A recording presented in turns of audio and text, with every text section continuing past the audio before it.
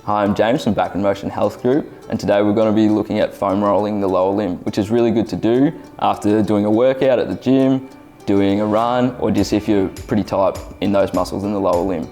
So we've got Shin today, who's going to be a lovely model, and he's going to demonstrate us doing a calf foam roll first. So what we're going to do is Shin's in perfect position where he's got his leg planted so that we don't roll off and we don't lose our balance. What he's going to do is lift his bottom, and he's just going to foam roll that calf out for a good 30 to 40 seconds.